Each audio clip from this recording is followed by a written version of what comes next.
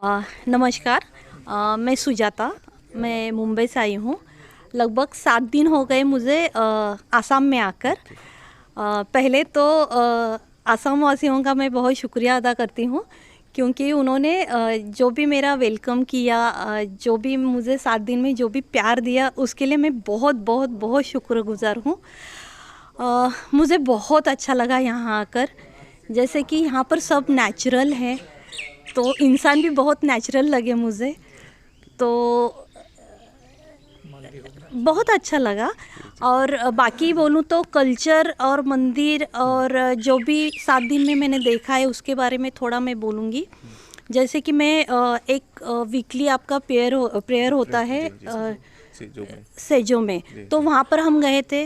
वहाँ पर जो एक छोटा सा रूल मुझे समझ में आया कि मंदिर में जाना है तो एक ड्रेस कोड बनाया है, तो वो मुझे बहुत अच्छा लगा, बहुत प्यारा लगा, क्योंकि हम आगे की जनरेशन को कुछ तो देना चाहिए। ये जो भावना जो ये कम्युनिटी में आई है वो बहुत एक पॉजिटिव एनर्जी वाला लगा, जो हम महाराष्ट्र में अभी कुछ तो भूलते जा रहे हैं, उसकी याद आ गई मुझे। ठीक है, तो ये वो मंदिर का जो भी है, मंदिर में जैसे जो आपकी फेथ है, जो पूजा करते हैं, तो वो तो बहुत अच्छा लगा। और बातों ये जो हमारा पंचतंत्र होता है ना, जी, जैसा पंचतंत्र पर आधारित आपका सर्वशक्तिशाली बातों का जो पूजा करते हैं वो बहुत अच्छा लगा। और सबसे बढ़िया मुझे ये लगा कि जो अब प्राणी हत्या करके जो पूजा करते थे वो कहीं तो ख़त्म हो गया है, और आप फूल और माला से जो पूजा कर रहे हैं वो भी बहुत अच्छा लगा। जैसे कि नेचर को हम सबको साथ लेकर जा रहे हैं, जैसे कि अभी प्राणी हत्या बंद हो गई तो प्राणी को लेकर जा रहे हैं, पंचमहाभूतों को अगर हम पूजा कर रहे हैं तो उसका देखरेख करने की जिम्मेदारी हमारी है। तो ऐसे ये फिलॉसफी जो है ये कम्युनिटी की, ये बहुत अच्छी लगी मुझे।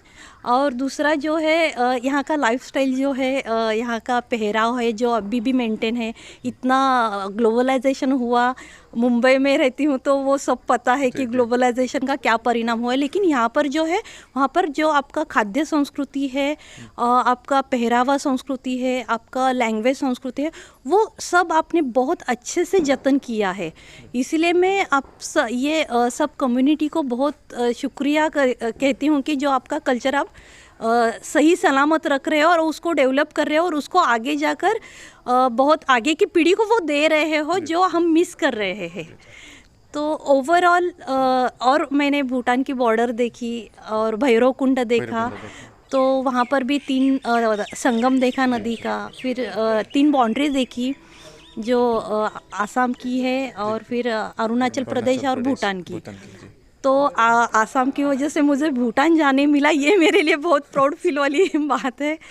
और मैंने जो आज दिन भर जो मैंने सुना कि एक 20 साल पहले यहाँ पर बहुत सी पायाभूत सुविधा बोलते हैं हम मराठी में, अभी यहाँ कहाँ क्या बोलते पता नहीं, लेकिन पायाभूत सुविधा मतलब रास्ते, पानी, लाइट, इसको क्या बोलते हैं, इंफ्रास्ट्रक्चर जो है यहाँ का।